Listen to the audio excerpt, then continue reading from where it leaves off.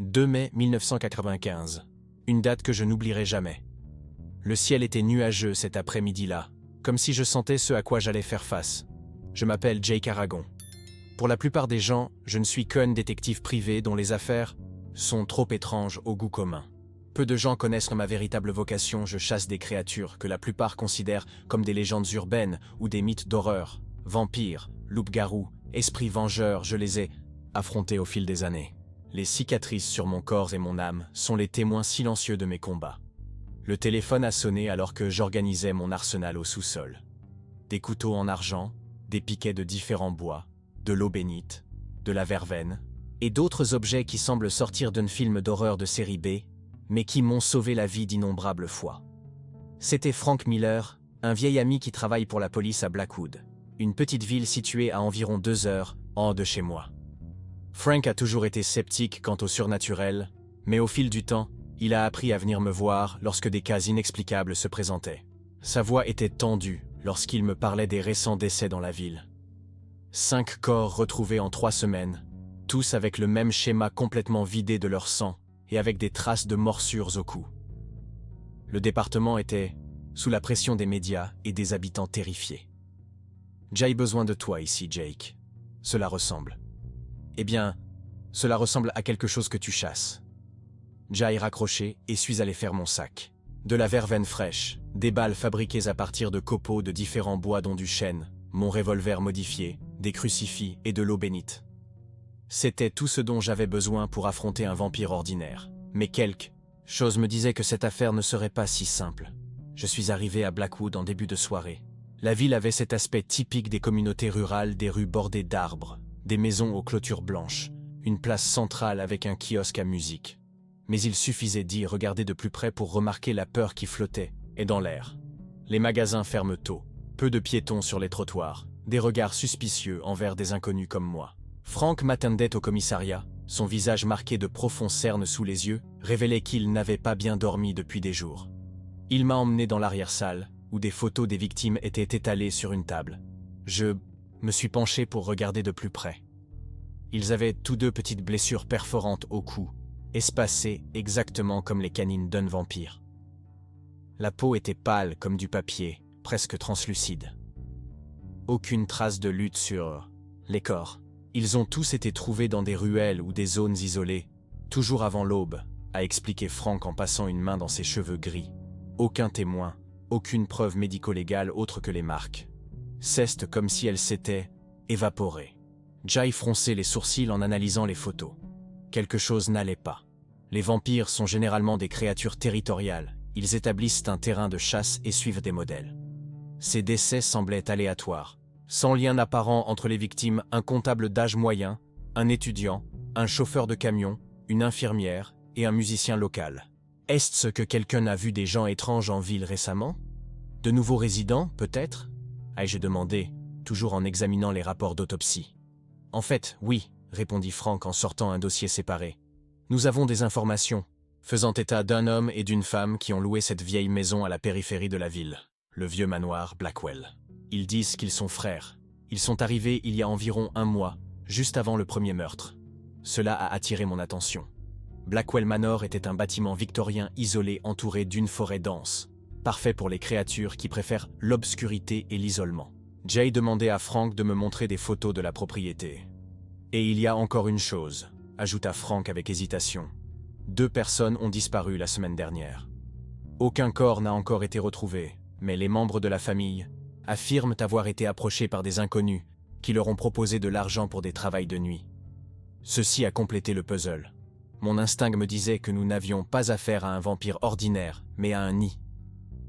Les vampires, plus âgés, gardent souvent les humains comme serviteurs, appelés familiers. Ces membres de la famille font le sale boulot pendant la journée, protégeant leur maître et, dans certains cas, recherchant des proies faciles. Frank a accepté de me laisser accompagner en patrouille le soir même. Nous n'étions que 3, moi, Frank et un autre officier, un débutant nommé Rodriguez, qui semblait plus effrayé que déterminé. Nous avons parcouru les quartiers les plus touchés, notamment à proximité du quartier universitaire, où les jeunes rentraient souvent, seuls chez eux après les soirées. La nuit était anormalement silencieuse, comme si la ville elle-même retenait son souffle.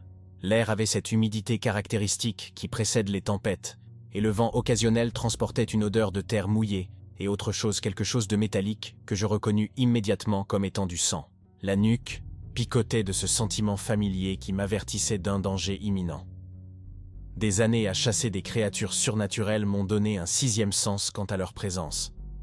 Et cette nuit-là, à Blackwood, ce sentiment me hurlait dessus. Alors que nous patrouillions dans une ruelle près du quartier universitaire, Jay remarquait du mouvement dans l'ombre. Jay fait signe à Frank et Rodriguez de s'arrêter. Lentement, je dégainai mon arme spéciale, chargée de balles en bois aux chênes. Les ombres ont encore bougé, puis nous l'avons entendu. Un cri féminin et étouffé venant de plus loin dans la ruelle.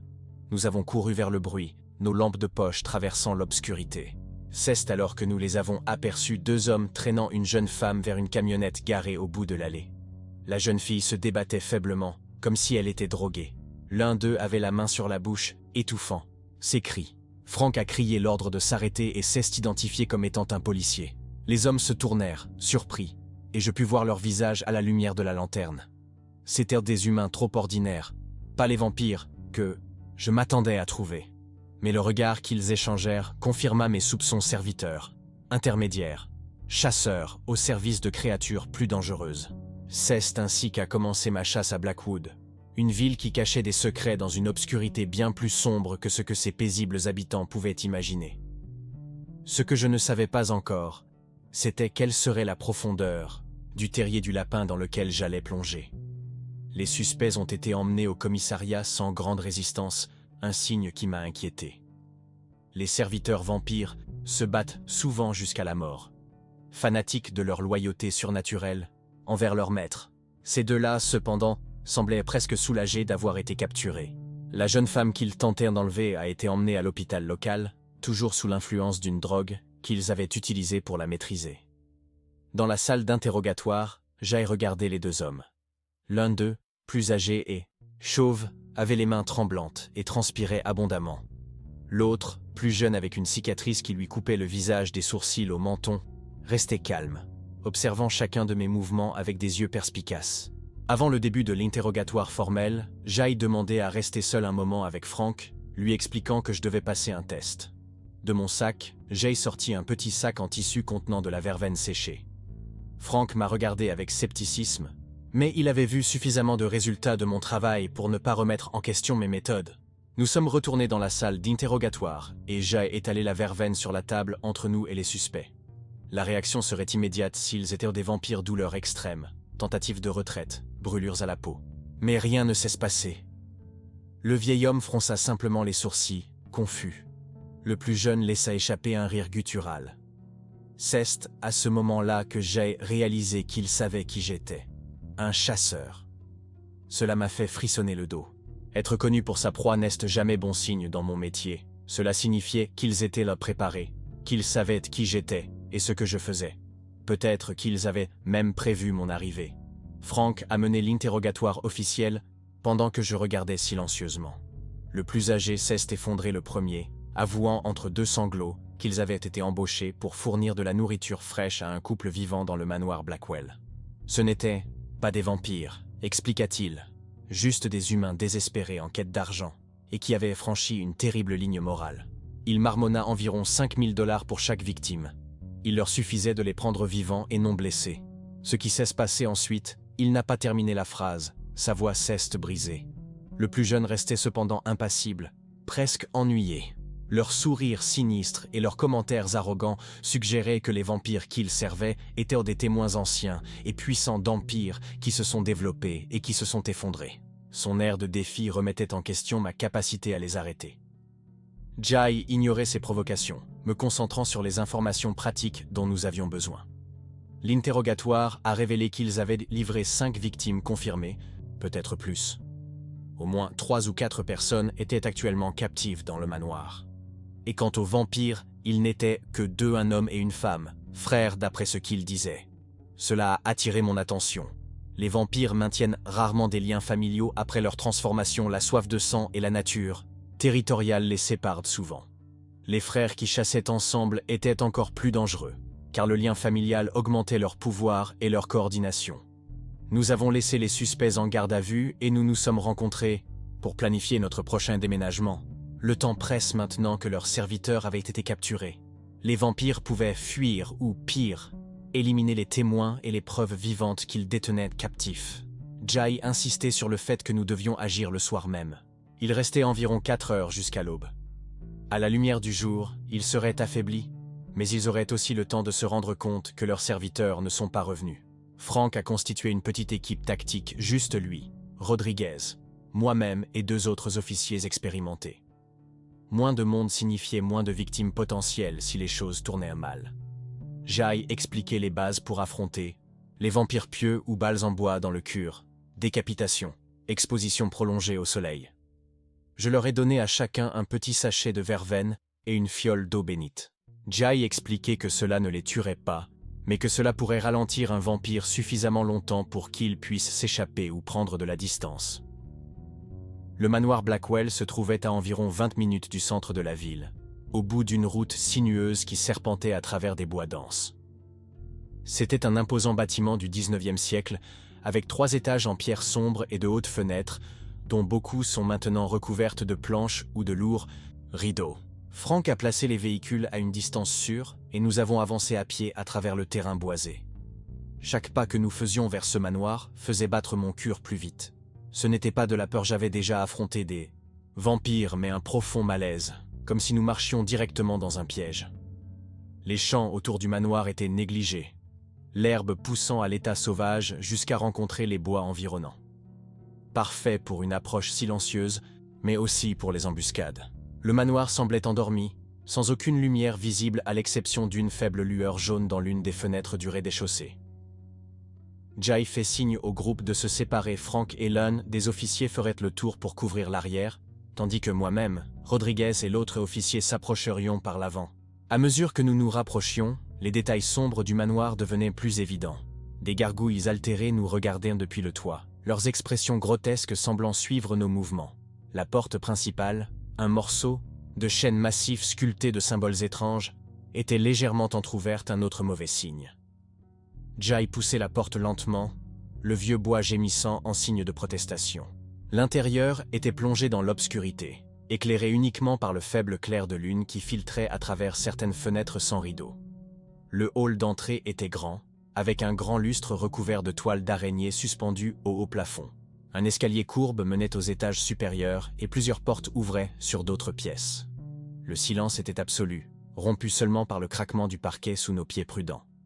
L'air était chargé d'une odeur de moisissure, de poussière et de quelque chose de plus métallique et de plus doux, du sang, sans aucun doute. Jai fait signe à Rodriguez de vérifier les portes de droite, tandis que l'autre officier et moi sommes allés à gauche. La première pièce dans laquelle nous sommes entrés semblait avoir été autrefois une bibliothèque. Des étagères vides bordaient les murs et de vieux livres étaient éparpillés sur le sol. Au centre, une grande table en bois sombre contenait ce qui semblait être une carte de la ville, avec des marquages à différents endroits. Jen a reconnu certains comme étant les endroits où les corps avaient été retrouvés. Un bruit subtil a attiré mon attention, un gémissement sourd, à peine audible, venant de quelque part en dessous de nous. Le sous-sol. Jai échangeait des regards avec mes compagnons et nous sommes retournés dans le hall. Une porte sous l'escalier, à peine perceptible dans la pénombre, menait à un étroit escalier descendant. Mon arme dégainée, Jai était le premier à descendre. Les marches en pierre étaient usées et glissantes avec une substance que je préférais ne pas identifier. Le sous-sol était vaste, divisé en plusieurs chambres par des murs en pierre. Le premier ne contenait que des cartons poussiéreux et des meubles cassés. La seconde, cependant, a révélé la véritable horreur de cet endroit. 3 personnes, 2 hommes et une femme, étaient enchaînées au mur, leur corps pâle et maigre, à moitié conscients. Des traces de morsures couvraient leurs cous et leurs poignets. Ils étaient vivants, mais seulement par définition. Technique, leurs yeux vides révélaient qu'il ne restait plus grand-chose de leur esprit après le traumatisme qu'ils avaient subi. Rodriguez a couru pour les surveiller pendant que l'autre officier et moi avancions plus profondément dans le sous-sol. C'est alors que nous les avons trouvés 2 chambres latérales, chacune contenant un cercueil en bois sombre, orné d'anciens symboles que Jai reconnut comme appartenant à un ordre de vampires d'Europe de l'Est. Les cercueils étaient fermés. Un frisson me parcourut le dos. Les vampires dorment profondément pendant la journée, mais peuvent toujours ressentir les perturbations autour d'eux. La proximité de l'aube signifiait qu'ils seraient dans leur sommeil le plus vulnérable, mais aussi que toute erreur de notre part serait fatale. Jai fait signe aux policiers de me couvrir alors que je m'approchais du premier cercueil, tenant fermement un pieu en bois dans une main et mon arme avec des balles en chaîne dans l'autre. D'un mouvement rapide, j'ai ouvert le couvercle. Vide. Le deuxième cercueil était également vide. Mon sang cesse glacé. En me dirigeant rapidement vers le communicateur, j'ai alerté Frank que les nids étaient vides et que les vampires pouvaient se trouver n'importe où dans le manoir. Nous avions à peine fini l'émission que nous avons entendu un cri venant de l'étage supérieur, celui d'un des policiers, qui accompagnait Frank. Nous avons couru vers les escaliers, gravissant les marches de pierre 3 à 3. Dans le hall, il n'y avait aucun signe de lutte, juste un silence troublant. Nous avons suivi le bruit de pas précipités venant du deuxième étage. Au fur et à mesure que nous montions l'escalier principal, l'air devenait plus froid, empli d'une odeur douce et putréfiante. En haut des escaliers, un long couloir s'étendait dans les deux sens, avec plusieurs portes fermées. Avant que nous puissions décider où aller ensuite, l'une des portes au bout du couloir s'ouvrit lentement.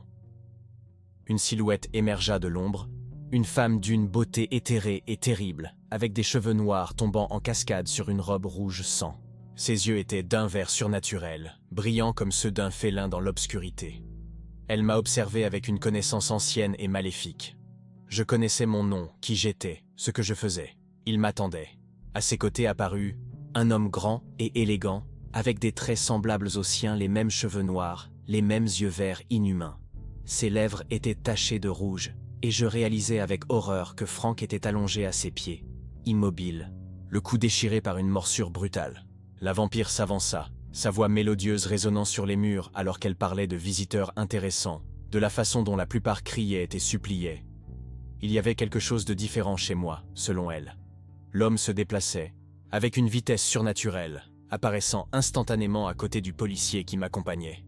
Avant qu'aucun d'entre nous ait pu réagir, il avait arraché l'arme des mains de l'officier et lui avait cassé le cou d'un seul mouvement fluide. J'ai levé mon arme et j'ai tiré 2 fois sur le vampire mâle. Les balles de chaîne ont touché sa poitrine, le faisant reculer avec un rugissement de douleur et de fureur. Il ne le tuerait pas immédiatement, mais il l'affaiblirait suffisamment. Le vampire poussa un cri de colère qui semblait venir d'un autre monde et s'avança vers moi. Rodriguez, se remettant du choc initial, lui a tiré dessus, la touchant à l'épaule. Elle semblait à peine le remarquer, ses yeux fixés sur moi avec une pure haine. Je savais que nous ne pouvions pas les battre dans un combat direct. Les vampires de cet âge étaient trop rapides, trop forts. Notre seule chance était la lumière du soleil, qui commencerait à apparaître dans moins d'1 heure. Jai criait à Rodriguez d'aller aux fenêtres pendant que je tirais à nouveau sur le vampire, gagnant ainsi de précieuses secondes. Alors que Rodriguez courait vers les fenêtres couvertes au fond du couloir, Jai lançait une fiole d'eau bénite vers les vampires. Le verre se brisa sur le sol entre eux, le liquide sacré se répandant et provoquant des cris de douleur en touchant leur peau pâle. Le vampire mâle, encore sous le choc des balles de chaîne dans sa poitrine, se précipita vers moi. Jai réussit à esquiver la première attaque, mais la seconde m'a frappé avec une force surnaturelle, me projetant contre le mur. La douleur a explosé dans mon dos, et ma vision est devenue momentanément noire. Quand je revins à moi, je vis que Rodriguez avait réussi à arracher les lourds rideaux d'une des fenêtres. Les premières lueurs pâles de l'aube commencèrent à filtrer dans le couloir, créant des zones d'ombre et de lumière. Les vampires reculèrent instinctivement pour éviter tout contact direct avec la lumière naissante. La vampire, réalisant le danger imminent, éloigna son frère blessé de la fenêtre. Ses yeux verts brillaient de promesses de vengeance, alors qu'elle sifflait des menaces sur son existence vieille de plusieurs siècles, sur les innombrables chasseurs qui m'avaient précédé et qui avaient échoué. Rodriguez avait réussi à rejoindre Frank et vérifier ses signes vitaux. Il a crié qu'il était vivant, mais qu'il avait perdu beaucoup de sang. Nous devions en finir maintenant. Avec un effort qui envoya des vagues de douleur dans tout mon corps meurtri, je me levai et chargeai vers les vampires, mon arme dégainée. La lumière de l'aube se glissa dans le couloir, les piégeant contre le mur opposé. Le vampire mâle, affaibli par les balles de chaîne, semblait de plus en plus désespéré. D'un mouvement brusque, il a poussé sa sure vers moi et a tenté de courir vers l'une des portes latérales. C'était son erreur fatale. Rodriguez, voyant l'occasion, arracha un autre rideau, inondant cette partie du couloir de la lumière grandissante de l'aube. Le cri du vampire alors que la lumière du soleil touchait sa peau était quelque chose que je n'oublierai jamais. Un son qui ne sonnait ni humain ni animal, mais quelque chose de primal et de terrifiant. Sa peau commença à fumer, puis à brûler, comme s'il était consumé de l'intérieur. En quelques secondes, il n'était plus que cendre sur le sol. Le vampire poussa un hurlement de douleur et de fureur qui semblait contenir des siècles de mal. Ses yeux, désormais rouges comme du charbon, se fixaient sur moi avec une haine pure. Ses menaces de torture et de vengeance résonnaient sur les anciens murs alors qu'elle se préparait à attaquer. Elle se jeta vers moi de toute sa force surnaturelle. Jai réussit à tirer une fois, la balle en chaîne touchant son abdomen, avant qu'elle ne me renverse. Ses mains froides attrapèrent en mon cou, ses ongles pointus comme des griffes me coupant la peau. Son visage, d'une beauté surnaturelle déformée par la rage, était à quelques centimètres du mien, les crocs exposés prêts à m'arracher la gorge. Ceste alors que Rodriguez a agi. D'un geste courageux et désespéré, il attrapa le vampire, par les cheveux, et l'entraîna vers la fenêtre maintenant complètement exposée à la lumière grandissante de l'aube. Le contact avec le soleil levant fut instantané et dévastateur. Comme son frère avant elle, le vampire commença à brûler, de l'intérieur, sa peau ancienne étant incapable de résister au contact de la lumière purificatrice. Dans son dernier acte de défi, elle attrapa le bras de Rodriguez, ses griffes déchirant profondément sa chair avant que son corps ne se transforme en cendres qui se répandent dans le couloir. Le silence qui suivit fut presque aussi assourdissant que les cris. Allongé sur le sol, sentant le sang couler de plusieurs blessures, Jai regardait Rodriguez qui pressait son bras mutilé contre sa poitrine. Il a demandé si c'était fini, sa voix tremblante reflétant l'horreur dont nous avions été témoins. Avant de pouvoir répondre, j'entendis un léger gémissement. Frank bougeait, toujours en vie malgré la brutale perte de sang. Jai rampait, vers lui, vérifiant son pouls faible mais présent. Jai murmurait qu'il fallait faire sortir tout le monde d'ici, les captifs du sous-sol, Frank, nous tous. Alors que la lumière de l'aube inondait enfin ce lieu d'horreur, Jai réalisait que nous serions confrontés à un autre type d'obscurité dans les jours à venir, le genre d'obscurité qui persiste dans l'esprit de ceux qui survivent aux rencontres avec le véritable mal. Mais au moins pour le moment, les monstres avaient été détruits, et Blackwood pouvait commencer son lent processus de guérison. La lumière du soleil illuminait désormais complètement le couloir, dissipant les ombres, qui abritèrent les vampires depuis des siècles. Les cendres des créatures commencèrent à se répandre au gré des courants d'air, comme si même leurs restes voulaient échapper à la lumière purificatrice. L'odeur métallique du sang se mêlait à l'odeur de chair brûlée, créant une atmosphère nauséabonde qui imprégnait l'air. Avec effort, je me levai, sentant chaque muscle de mon corps protester. Mes blessures ne mettaient pas ma vie en danger, mais elles nécessiteraient bientôt des soins médicaux. Rodriguez était dans un état encore pire, le bras déchiré par les griffes du vampire saignaient abondamment et son visage avait perdu toute couleur. Frank, toujours inconscient sur le sol, respirait de manière superficielle et irrégulière. Le policier qui accompagnait Frank n'a pas eu cette chance, son corps gisait immobile au bout du couloir, le cou brisé dans un angle impossible. Premièrement, nous avions besoin des survivants dans le sous-sol. À l'aide de morceaux de rideaux déchirés, Jai improvisait un garrot pour le bras de Rodriguez et un bandage pour le cou de Frank. Rodriguez, malgré la douleur, a insisté pour aider. Ensemble, nous avons porté Frank en bas et l'avons laissé à l'entrée du manoir pendant que nous retournions au sous-sol. Les captifs étaient toujours enchaînés, à moitié conscients, leur corps trop faible pour réagir à notre présence. Les cadenas à chaîne étaient vieux mais toujours fonctionnels. Jai utilisait la crosse de mon arme pour les briser, les libérant un à un. Il y en avait 3 au total, 2 hommes d'âge moyen et une jeune femme qui ne paraissait pas avoir plus de 20 ans. Leurs vêtements étaient en lambeaux et leur corps était recouvert de marques de morsures et de contusions. Leurs yeux, vides et lointains, racontèrent des histoires d'horreur que leur bouche ne pouvait exprimer. Le premier homme ne pouvait pas se débrouiller tout seul. Rodriguez l'a soutenu pendant que j'aidais les 2 autres. La jeune femme semblait en meilleure condition, capable de marcher avec appui. Mais le deuxième homme était presque catatonique, ne répondant que par de faibles gémissements. Le voyage vers la sortie fut lent et pénible. Chaque marche des escaliers du sous-sol semblait comme une montagne à ses corps épuisés par la captivité et la perte de sang. Lorsque nous atteignîmes enfin le hall principal, la lumière du soleil pénétrait à flots à travers les fenêtres brisées, illuminant la poussière dansant dans l'air. À l'extérieur du manoir, la journée était claire et froide, un contraste choquant avec l'horreur dont nous avions été témoins à l'intérieur de ces murs. Le policier survivant, resté au rez-de-chaussée, avait déjà demandé des renforts par radio. En quelques minutes, nous avons entendu des sirènes approcher le long de la route sinueuse menant à la propriété. Les heures suivantes se passèrent dans un flou d'activités. Ambulance, police, ambulanciers. Frank et Rodriguez ont été immédiatement transportés à l'hôpital avec les 3 captifs. Le corps du policier décédé a été enlevé avec la dignité que méritait un homme qui a donné sa vie dans l'exercice de ses fonctions. Jay insistait pour rester sur place, malgré les protestations des ambulanciers concernant mes propres blessures. Il y avait encore du travail à faire. Avec l'aide de l'équipe médico-légale arrivée plus tard dans la matinée, nous avons commencé à documenter chaque aspect du manoir. Aux étages supérieurs, nous avons trouvé ce qui semblait être les chambres privées des vampires.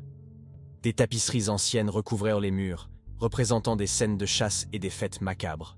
Une bibliothèque privée contenait des centaines de volumes, dont beaucoup dans des langues que je ne reconnaissais pas, certains si vieux que leurs pages s'effondraient au toucher. Dans la chambre du vampire, nous avons trouvé un journal intime, relié en cuir vieilli. Les pages jaunies contenaient une écriture élégante, écrite avec une encre que je soupçonnais être du sang humain. Les entrées les plus anciennes remontaient au XVIIe siècle, confirmant ce que le serviteur avait dit, ces vampires étaient vraiment anciens, témoins de siècles d'histoire humaine. Les passages les plus récents du journal révèlent quelque chose d'encore plus inquiétant. Les frères ne se nourrissaient pas simplement d'humains par nécessité. Ils pratiquaient de sombres rituels qui impliquaient de consommer le sang de victimes spécifiques à des moments précis. Ils essayaient d'accomplir une sorte de rituel ancien qui, selon eux, leur accorderait l'immunité contre la lumière du soleil. Les victimes de Blackwood n'avaient pas été choisies au hasard, mais sélectionnées en fonction des caractéristiques spécifiques de leur sang. Au sous-sol, en plus des caméras que nous avions déjà explorées, nous avons découvert une pièce cachée derrière une fausse bibliothèque. L'intérieur était un laboratoire macabre, avec des équipements modernes mélangés à des artefacts anciens. Des tubes à essai contenaient des échantillons de sang étiquetés avec les noms des victimes. Un autel de pierre occupait le centre de la pièce, taché du sang séché provenant d'innombrables sacrifices. Des inscriptions dans une langue morte recouvraient les murs et le plafond, formant un motif circulaire qui convergeait vers l'autel. Jay rassemblait le journal et d'autres documents qui pourraient m'aider à mieux comprendre le rituel que les vampires essayaient d'accomplir. S'ils faisaient partie d'un repère plus grand, d'autres pourraient essayer de terminer ce qu'il avait commencé. D'après mon expérience, des créatures aussi anciennes agissaient rarement seules. Elles entretenaient souvent des liens avec d'autres de leur espèce, des alliances vieilles de plusieurs siècles forgées dans le sang et les ténèbres. À la tombée de la nuit, j'ai laissé le manoir aux mains des autorités et je me suis rendu à l'hôpital. Les médecins avaient en fait du bon travail avec mes blessures superficielles. Quelques sutures et bandages, des analgésiques pour la douleur et des ordres de repos que je savais que j'ignorerais dès que je le pourrais. Frank a survécu à l'opération, mais reste dans un état critique aux soins intensifs. La perte de sang avait été importante, et les médecins ne pouvaient pas expliquer les étranges toxines qu'ils avaient retrouvées dans son organisme, un effet secondaire courant des morsures de vampires, que la médecine moderne ne pouvait pas encore identifier. Rodriguez était en meilleur état, mais les blessures sur son bras étaient profondes et auraient besoin de temps pour guérir complètement.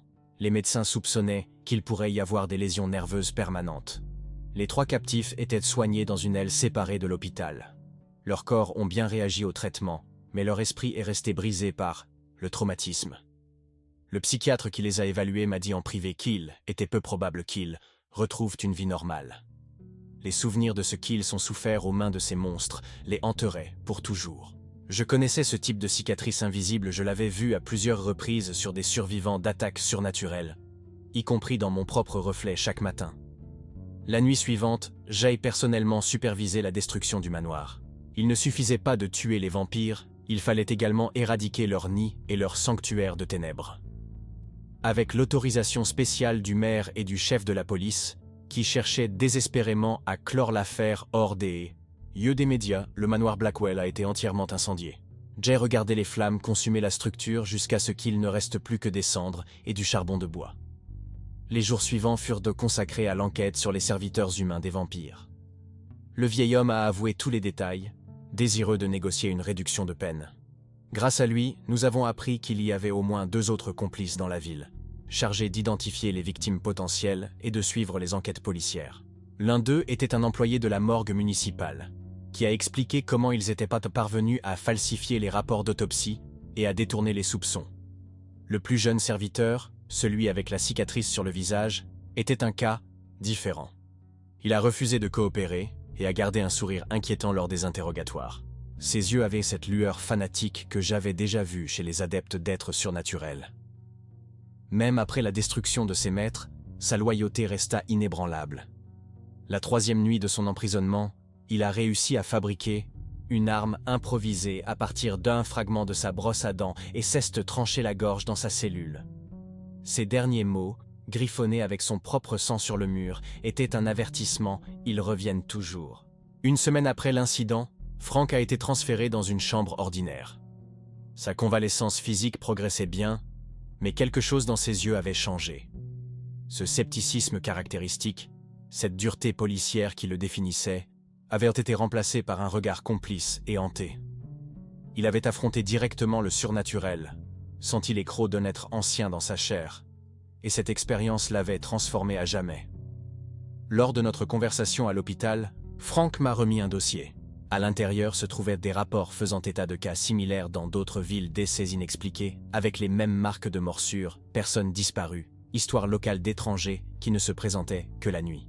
C'était 167 ans, car les plus récents provenaient d'une ville située à environ 100 milles au nord. Jay remerciait Frank pour son aide et lui est promis que j'enquêterai sur ces nouvelles pistes dès qu'il serait complètement rétabli. Il secoua la tête, un sourire triste sur son visage fatigué. Nous savions tous les deux qu'il ne serait plus, jamais le même, qu'il ne redeviendrait jamais le policier pragmatique et rationnel que j'avais connu.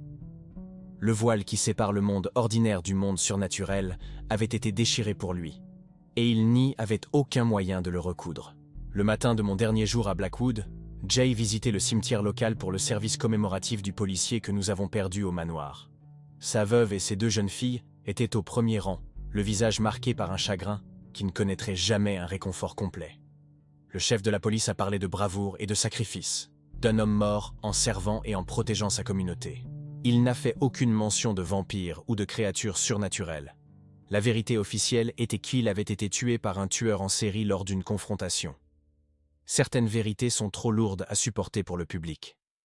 Après la cérémonie, j'ai marché jusqu'à ma voiture garée à l'ombre d'un chêne centenaire. L'automne commençait à peindre les feuilles avec des nuances de rouge et d'or, un rappel silencieux que tout, même l'horreur la plus profonde, finit par passer. Jay ouvert le coffre et vérifiait mon équipement, des pieux de chêne neufs, des balles fraîchement fabriquées, de l'eau bénite fraîche, de la verveine récoltée dans les champs autour de Blackwood. Le journal du vampire était conservé dans une petite boîte en métal, avec d'autres documents et artefacts qu'elle avait récupérés dans le manoir. Avant de partir, j'ai fait un dernier arrêt à l'hôpital. Les 3 captifs que nous avions secourus étaient transférés dans une clinique spécialisée en traumatologie psychologique dans un autre état. La jeune femme, dont Jay découvert le nom Sarah, semblait avoir repris un peu de conscience. Ses yeux, toujours hantés, avaient retrouvé une légère lueur de vie. Lorsqu'elle m'a vu à la porte de sa chambre, elle n'a rien dit. Elle a juste tendu la main et a serré la mienne avec une force surprenante. Dans ce contact silencieux, il y avait de la gratitude, mais aussi une demande que je continue, que j'empêche d'autres personnes de subir le même sort qu'elle. Rodriguez a été libéré le matin même.